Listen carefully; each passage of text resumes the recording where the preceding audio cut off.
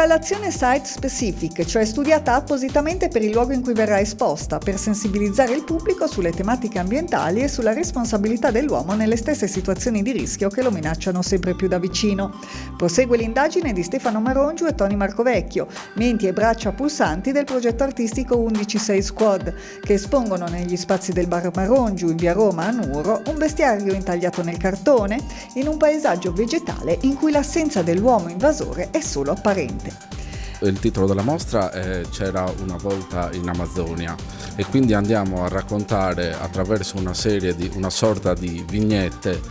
distribuite appunto all'interno del bar quello che sono le problematiche appunto attuali dell'Amazzonia, come il disboscamento, gli incendi e quant'altro che appunto attraverso la mano dell'uomo stanno andando a distruggere. Un progetto artistico che invade luoghi del quotidiano, con allestimenti non appositamente progettati per esposizioni, per innescare negli avventori fruitori una riflessione intorno al dominio dell'uomo sulla natura. Una tematica cara a 116 Squad che fin dalla sua fondazione nel 2014 propone progetti artistici incentrati sulle tematiche ambientali. Per noi è una cosa naturale, abbiamo sempre parlato di queste tematiche ambientali, il nostro gruppo fa quello come